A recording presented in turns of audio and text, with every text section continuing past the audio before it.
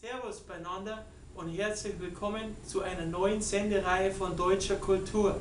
Mein Name ist Florian Stollmeier und unser Thema heute ist die Zither, Instrument des Alpenlandes. Also packen wir so. Das Wort Zither stammt vom griechischen Wort Cithara oder Gitarre ab. Das Wort Gitarre leitet sich ebenfalls vom griechischen Wort Kitara ab.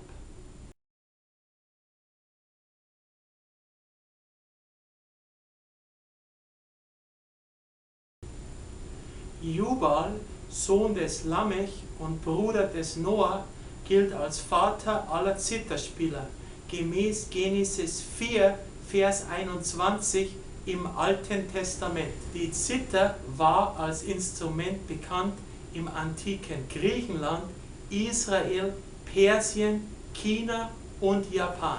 Die Zither wurde zu Ende des 18. Jahrhunderts modernisiert. Einmal in Mittenwald in den Bayerischen Alpen und im Salzburger Land in Österreich.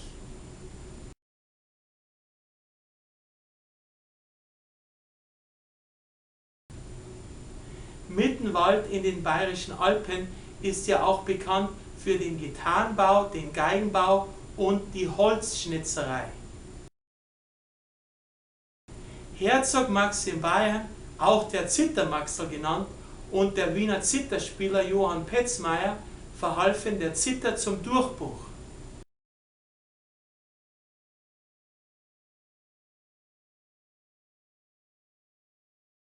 Herzog Max in Bayern war ein Herzog aus dem Hause Wittelsbach in Bayern.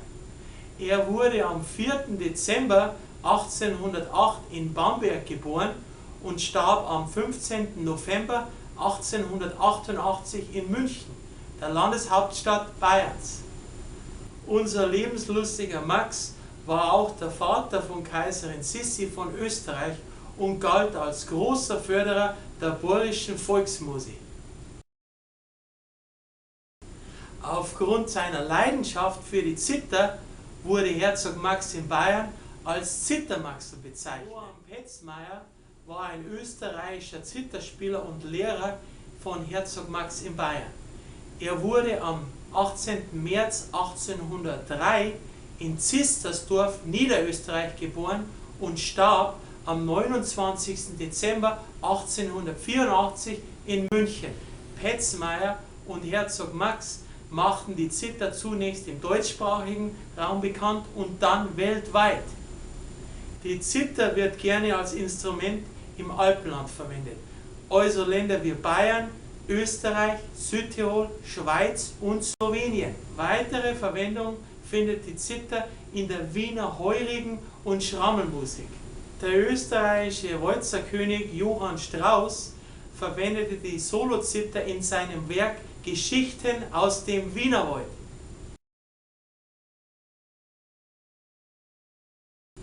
Die Zither wird normalerweise mit einem Metallring am Daumen und den Fingerkuppen und Nägeln angeschlagen. Zum Abschluss noch ein paar bekannte Zitherspieler.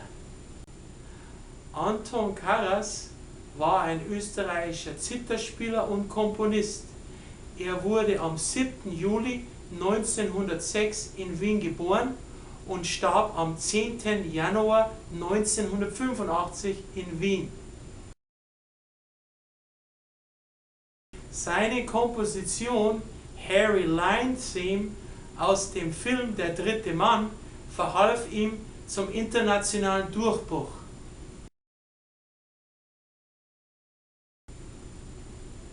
Die Melodie schaffte es auf Platz 1 in Großbritannien im Jahre 1949 und im Jahre 1950 in den USA. Der britische Regisseur Carol Reed hat den Anton Karas in einem Wiener Heurigenlokal entdeckt, wo er Zither gespielt hat. Rudi Gnabl war ein bayerischer Zitherspieler. Er wurde am 22. September 1912 in München geboren und starb am 15. Juli 2001 in Gauting bei München. Aufgrund seiner Virtuosität und seines einfühlsamen Tones wurde Gnabl auch gerne als Paganini der Zither bezeichnet. Rudi Gnabl erarbeitete sich ein großes Repertoire, vom bayerischen Volkslied bis hin zu Beethoven, Johann Strauss und Bach. Alfons Bauer war ein bayerischer Zitherspieler und Komponist. Er wurde am 13. Mai 1920 in München geboren und starb am 3. Februar 1997 in München. Bauer studierte Klavier und Tonsatz am Konservatorium seiner Heimatstadt München.